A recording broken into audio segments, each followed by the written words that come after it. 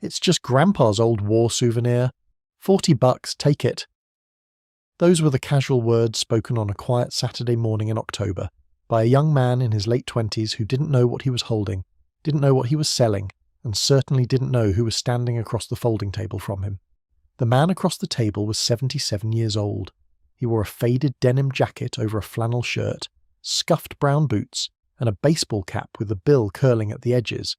His hands were liver-spotted and steady, and his pale blue eyes had just dropped to the wooden case sitting between a chrome toaster and a stack of National Geographics from 1987. He didn't say anything for a long moment. He just stared at the brass latches. Then he asked, very softly, if he could open it. The young man shrugged. "Yeah, sure, go for it." The old veteran knelt. He thumbed the latches. He lifted the lid. And the world inside that little garage went perfectly still, because the rifle resting in the green felt was the same rifle that had saved his life on a hillside in the Quezon Valley in November of 1968. If you believe an old soldier's life should never be reduced to a $40 sticker on a folding table, type the word "honor" in the comments right now. This is the story of Henry Caldwell, a rifle he wasn't supposed to find, and a family that learned, almost too late, exactly who the quiet old man they'd buried 2 months earlier had really been. Henry Caldwell didn't drive much anymore.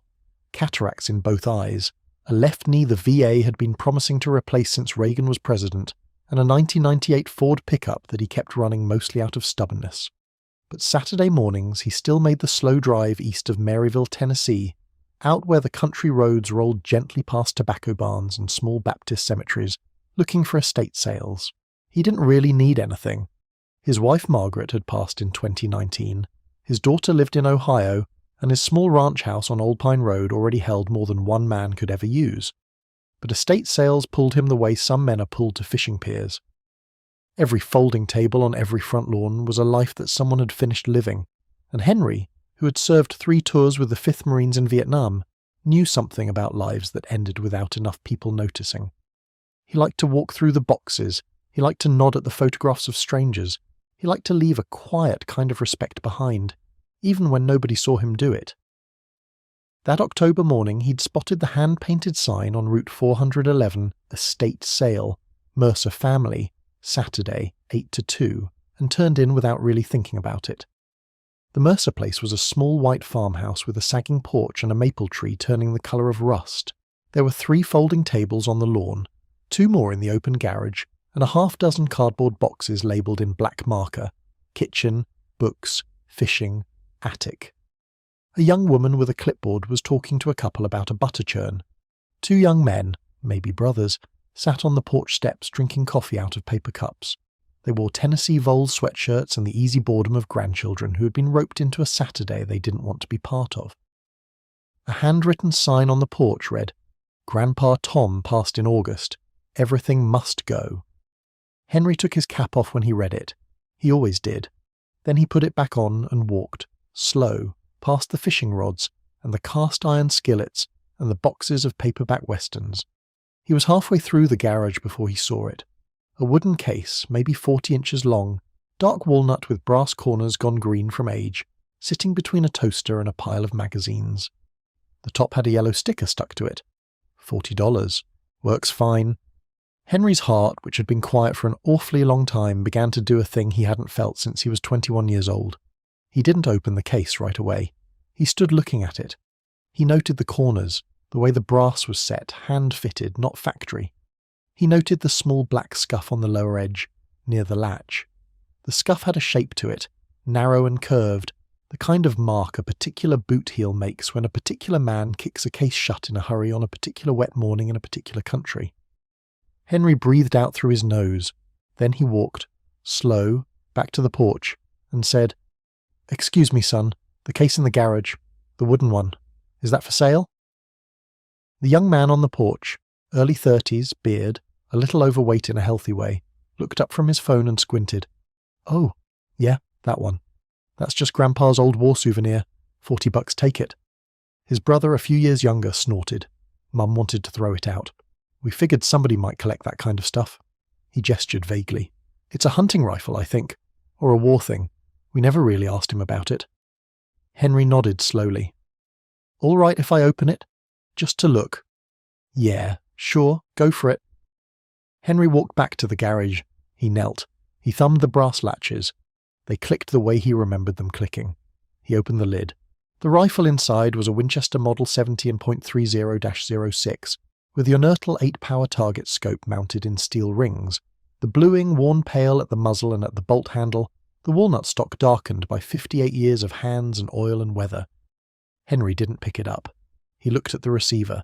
He saw the serial number stamped into the metal, a number he had not spoken aloud since 1969, but which he could have recited in his sleep because for 13 months he had carried a small green notebook in his breast pocket, and the first page of that notebook had listed the serial numbers of every rifle in his platoon's sniper section.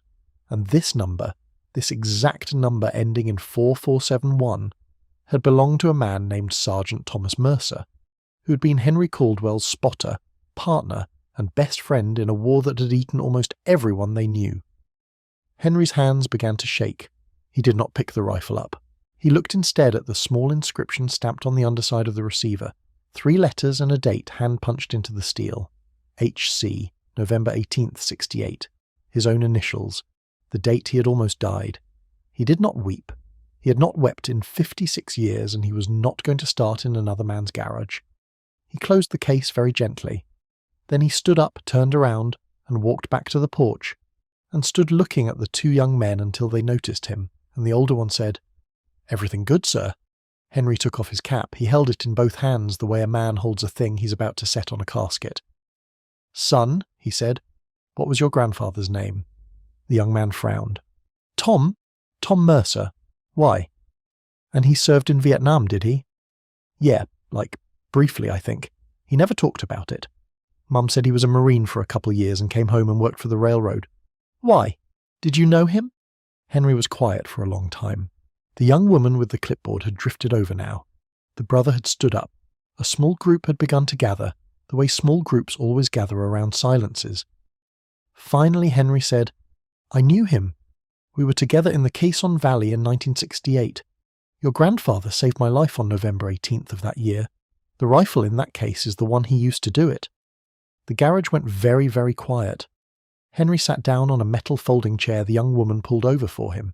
He did not pick up the rifle. He laid his palm flat on the closed lid of the case, the way a man rests his hand on an old dog's flank, and he told them, in the slow voice of a man choosing every word carefully, the things their grandfather had never told them.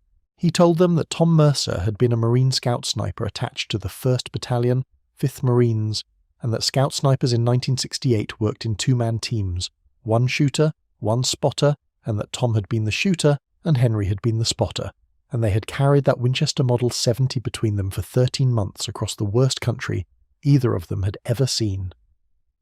He told them that on November 18th, 1968, their patrol had been ambushed in a draw south of Hill 425, and Henry had taken a round through the meat of his right thigh and gone down behind a fallen tree, and their lieutenant had been killed in the first volley, and the radio had gone with him.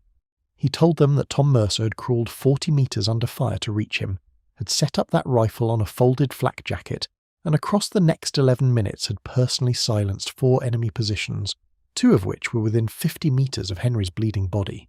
He told them that when the relief platoon finally came up the draw at dusk, Tom was still on the rifle, and he had not let go of Henry's web belt the entire time.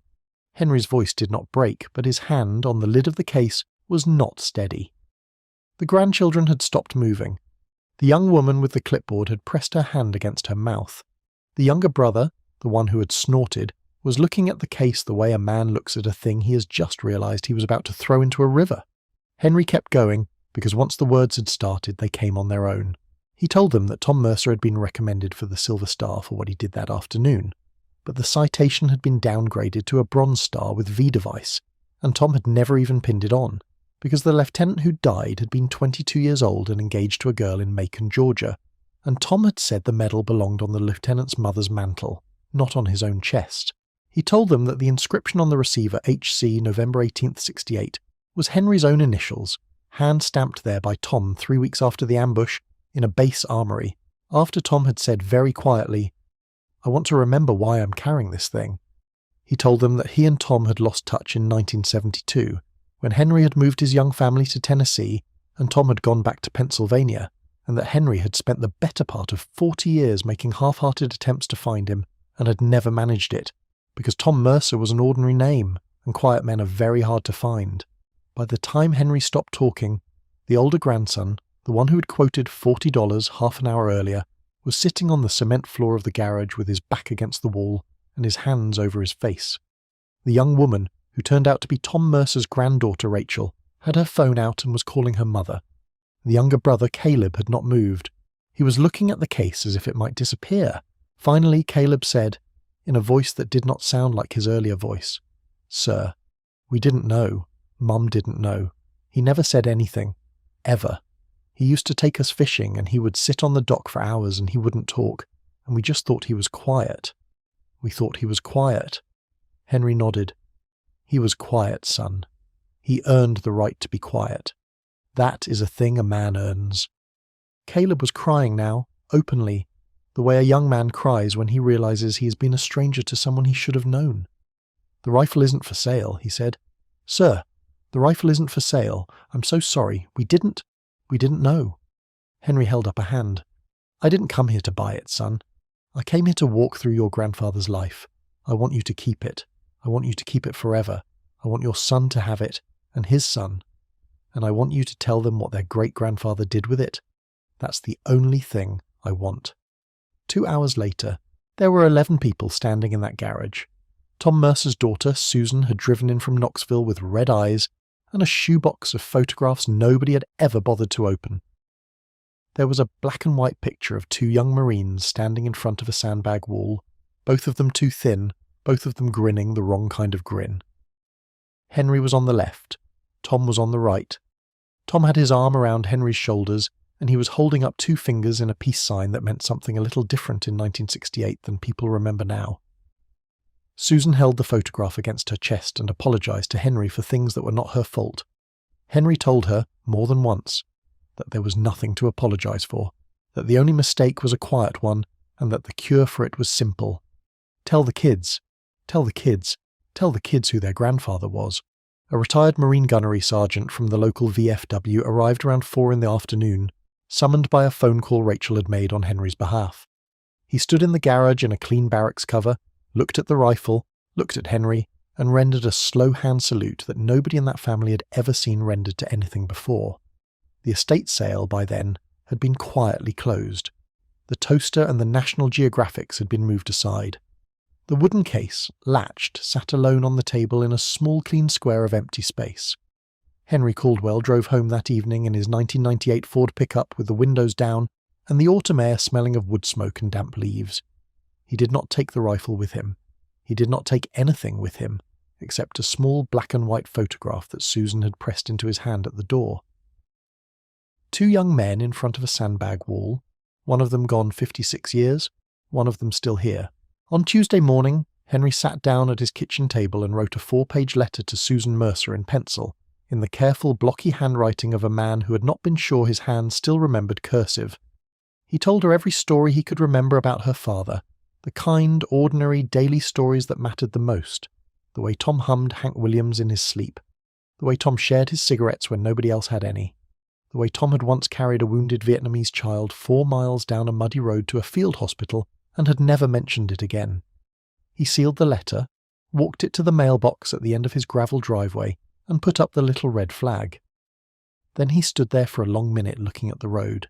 The sky was very blue. Somewhere out past the tree line, a hawk was riding a thermal in slow, patient circles, the way hawks have always done. 6 months later, the rifle hangs above the fireplace in Susan Mercer's living room, in a glass case her son Caleb built himself, with the brass latches still working and the inscription HC, November 18th, 68 visible behind the glass. Beside it hangs the photograph of 2 young Marines. Under the photograph is a small brass plate that Caleb engraved in his own shop. It reads, Sergeant Thomas Mercer, USMC, Quiet Man, Hero. We didn't know, and now we do. Henry Caldwell visits twice a year, once in November on the anniversary of the ambush, and once on Memorial Day. He sits in Susan's living room and tells the great-grandchildren stories until the great-grandchildren beg him for more, and Caleb makes coffee, and nobody in that house ever calls anything Grandpa Tom owned a souvenir again. The lesson, in case you missed it, is the oldest one we have, and we keep needing to learn it. Don't measure a man by the price tag the world puts on him. Measure him by what he did when nobody was watching, and by who is alive today because of it. If this story moved you, if you believe every quiet old man at every estate sale and every diner counter and every Walmart parking lot is carrying a story we owe it to him to hear, do me a favour, subscribe to this channel, share this video with someone who needs to remember, and the next time you see an old veteran sitting alone, look him in the eye, say hello, thank him for his service and mean it, because you never know whose life he saved on a hillside in 1968. You never know whose grandfather he was, and you never know what the $40 case in his garage really holds.